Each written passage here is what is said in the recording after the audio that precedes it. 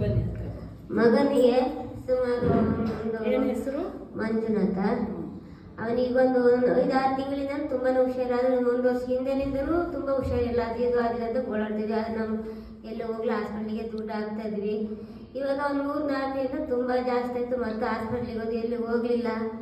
ಆದರೆ ಈ 1.5 ತಿಂಗಳ ಹಿಂದೆ ಅವನಿಗೆ ಒಂದು ಸರ್ಜರಿ ಮಾಡಿದ್ರು. ಅದನ್ನ ಮಾಡಿದ ನಂತರ 15 ದಿವಸ ನಂತರ ಮತ್ತೊಂದು ಇದು ಚರ್ಮ ತೆಗೆದು ಕಾಲಿಗೆ ಹಾಕಿ ಅದನ್ನ ಸ್ಟಿಚ್ ಮಾಡಿದ್ರು. ಅವಾಗ ಯಾವ ಆಸ್ಪತ್ರೆಯಲ್ಲಿ? ಮಂಗಳೂರಲ್ಲಿ. ಅಲ್ಲಿ ಎಷ್ಟು ದಿನದಿಂದ ಅಡ್ಮಿಟ್ ಆಗಿದ್ರಿ? ಅಲ್ಲಿ ನಾವು 1.5 ತಿಂಗಳಾಯ್ತು. ನೆನ್ನೆ ಬಂದ್ವಿ. 1.5 ತಿಂಗಳಿಂದ ಅಡ್ಮಿಟ್ ಆಗಿದ್ರಿ. ಆಮೇಲೆ ಈ ಸಿಸ್ಟರ್ ಬಂದಲೇ ಊರಲ್ಲಿ ಫೋನ್ ಮಾಡಿ ಕೇಳಿದ್ರು, ಹಿಂಗೆ ಬಂದಿದ್ದಾರೆ, ಅವ್ರ ಪ್ರೇಯರ್ ಮಾಡಿಸಿ ಅಂತ ನಾನು ಹೇಳಿದೆ. ಇವರು ನಮ್ಮ ಅಕ್ಕನ ಮಗನಿಗೆ ಪ್ರೇಯರ್ ಮಾಡಿಸಿದ. ನನ್ನ ಮಗ ತುಂಬಾನೇ ಸೀರಿಯಸ್ ಆಯ್ತು. ಅಂದರೆ ನನ್ನ ದೇವ್ರು ನೆನ್ಸ್ಕೊಂತಿದ್ದೆ. ದೇವರು ನಮ್ಮನ್ನು ಕರೆದಿದ್ರು. ಅದು ನಮ್ಮ ಕುಟುಂಬದಲ್ಲಿ ಬರಕ್ಕೆ ಬಿಡ್ತಿರ್ಲಿಲ್ಲ. ನೀವು ನಮ್ಮ ಪಾಡಿ ನಮ್ಮನ್ನು ಬಿಟ್ಬಿಡಿ, ನನ್ನ ಮಗನ ನಾನು ಹೋಗಿ ದೇವ್ರ ಬಳಿ ಸೇರ್ತೀವಿ ಅಂದರು. ಭಾಳ ಅರ್ಧಚಣೆ ಮಾಡ್ತಿದ್ರು. ಆದರೂ ದೇವರು ನಮ್ಮನ್ನ ಕಷ್ಟ ನೋಡ್ತಾನೆ ಕರೆದಾಕ ದೇವರೇ ನಮ್ಮನ್ನ ಬೇರೆ ಮನುಷ್ಯರು ಯಾರು ಕರೆದಿಲ್ಲ. ಹೋಗಿದ್ವಿ ಅಲ್ಲೇ ಕೂತ್ಕೊಂಡು ಪ್ರೇಯರ್ ಮಾಡ್ಕೊಂಡ್ರಿ ಮನಸ್ಸಲ್ಲಿ. ದೇವರೇ ನನ್ನ ಮಗ ಅಲ್ಲ ತಂದೆ, ನಿಮ್ಮ ಮಗ ನೀ ಕೊಟ್ಟು ಮಗ ನಿಮ್ಮ ಪಾದಕ್ಕೆ ಒಪ್ಪಿಸ್ತೀನಿ ದೇವರೇ. ನನ್ನ ಮಗನ ನೀ ಬಲಪಡಿಸಿ ಅವನು ಇರುವಂಥ ನೋವುಗಳು ಎಲ್ಲವನ್ನು ಬಿಡುಗಡೆ ಕೊಡಿ ಅಂತ ಬೆಳಗ್ಗೆ 6 ಗಂಟೆಯಲ್ಲಿ ಸಂಜೆಯಲ್ಲಿ ನನಗೆ ಬಂದಷ್ಟು ಪ್ರೇಯರ್ ಮಾಡ್ಕೊಂಡಿದ್ದೆ. ಪ್ರೇಯರ್ ಮಾಡಿದಂಗೆ ಹೆಚ್ಚಾಗಿ ಬರ್ತಿರ್ಲಿಲ್ಲ. ಆದರೂ ಎಲ್ಲಿ ಕ್ಯಾನಿಗೆ ಕರ್ಕೊಂಡು ಹೋದ್ರು ದೇವ್ರು ನೆನೆಸಿ ಕಣ್ಣೀರಿಟ್ಟು ದೇವ್ರಿಗೆ ಸ್ತೋತ್ರ ಹೇಳಿ ಹಾಲಲ್ಲಿ ಮಾಡ್ಕೊಂಡಿದ್ದು ಬಂದಷ್ಟು. ಆಮೇಲೆ ಹೋದ್ರೆ ಫೋನಲ್ಲಿ ಪ್ರೇಯರ್ ಮಾಡಿದಾಗ, ಫೋನಲ್ಲಿ ನಾನು ಪ್ರಾರ್ಥನೆ ಮಾಡುವಾಗ ಅವನು ಏನ್ ಮಾಡ್ದ? ಏನಾಯ್ತು ಮಗನೇ? ಆಮೇಲೆ ಎದ್ದು ಊಟ ಮಾಡಿದೆ ಸಿಸ್ಟರ್.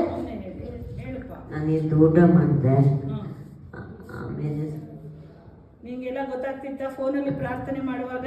ಗೊತ್ತಾಗ್ತಿತ್ತು. ಆ ಪ್ರಾರ್ಥನೆ ಆದ್ಮೇಲೆ ಏನಾಯ್ತು ನಿಂಗೆ? ಆಮೇಲೆ ಎದ್ದು ಕುತ್ಕೊಂಡು ಊಟ ಮಾಡಿದೆ. ಆಮೇಲೆ ಬರ್ತಾ ನಾರ್ಮಲ್ ಅಂತ ಹೇಳಿದ್ರಿ.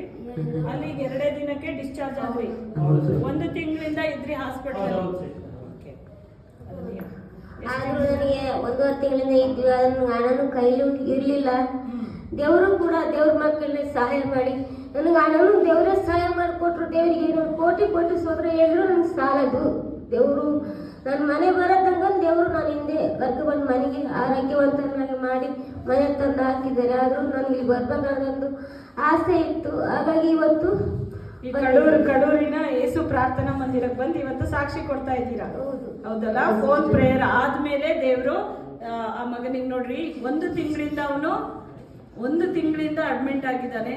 ಬಟ್ ಏನು ಯಾವುದೇ ಒಂದು ರೀತಿಯಲ್ಲಿ ಗುಣ ಆಗಿಲ್ಲ. ಆದ್ರೆ ಯೇಸು ಸ್ವಾಮಿಯ ಪ್ರಾರ್ಥನೆ ನಂತರ ದೇವರು ಅವರಿಗೆ ಬಿಡುಗಡೆ ಕೊಟ್ಟಿದ್ದಾರೆ.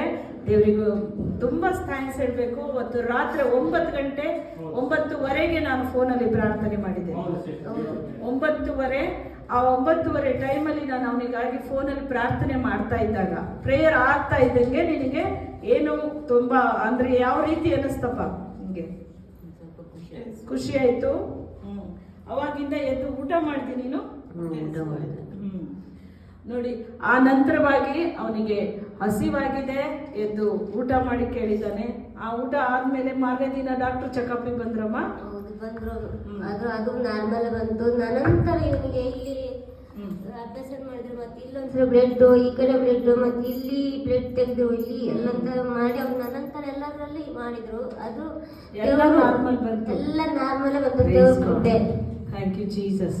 ದೇವರು ನೋಡಿ ಅವನ ಎಲ್ಲ ಒಂದು ರೀತಿಯಲ್ಲೂ ನಾರ್ಮಲ್ ಅಂತ ಕೊಟ್ಟು ಇವತ್ತು ಡಿಸ್ಚಾರ್ಜ್. ಫೋನ್ ಪ್ರಾರ್ಥನೆ ನಂತರ 2 ದಿನಕ್ಕೆ ದೇವರವನನ್ನ ಡಿಸ್ಚಾರ್ಜ್ ಮಾಡಿ ಇವತ್ತು ಕಡೂರಿನ ಯೇಸು ಪ್ರಾರ್ಥನಾ ಮಂದಿರಕ್ಕೆ ಬಂದವರು ಸಾಕ್ಷಿ ಕೊಡ್ತಾ ಇದ್ದಾರೆ. ನಮ್ಮ ದೇವರು ಮಾಡಿದ ಒಂದು ದೊಡ್ಡ ಅದ್ಭುತ ಸಾಕ್ಷಿ ಇದು. ಯೇಸು ಸ್ವಾಮಿ ಮಾಡಿದ ಅದ್ಭುತ. ಆತ ಒಳ್ಳೆಯದನ್ನೇ ಮಾಡೋ ದೇವರು. ಆತನಿಗಾಗಿ ಒಂದು ಪ್ರಾರ್ಥನೆ ಮಾಡೋಣ. ಪ್ರೀತಿ ಉಳ್ಳ ತಂದೆ ಸ್ವಾಮಿ, ಪ್ರಿಯ ಮಗನಿಗಾಗಿ ನಾವು ಪ್ರಾರ್ಥಿಸ್ತೇನೆ ಸ್ವಾಮಿ. ದೇವನೇ, ನಿನ್ನ ಹಸ್ತ ಇಟ್ಟು ನೀನು ಬಿಡುಗಡೆ ಕೊಟ್ಟಿದ್ದೀರಾ. ನೀನೇ ಘನ ವೈದ್ಯ, ನೀನೇ ಆರೋಗ್ಯದಾಯಕ. ಯೆಹೋವ ರಾಫ, ನೀನು ಘನ ವೈದ್ಯನು ರಾಜ. ನಮ್ಮ ವ್ಯಾಧಿಗಳನ್ನೆಲ್ಲ ನೀನು ಬಾಸುಂಡೆಯಾಗಿ ಹೊತ್ತು ತೀರಿಸಿದ್ದೀರ. ತಂದೆಯೇ, ಈ ಮಗನನ್ನು ಸಂಪೂರ್ಣ ಆರೋಗ್ಯ ತುಂಬಿಸು. ನಂಬಿಕೆಯಿಂದ ನಾನು ಮಾಡಿದ ಪ್ರಾರ್ಥನೆ ಸದುತ್ತರ ಕೊಟ್ಟ ತಂದೆ ನೀನು. ಇನ್ನು ಹೆಚ್ಚಾದ ಆರೋಗ್ಯ ಕೊಡು, ಬಲ ಕೊಡು.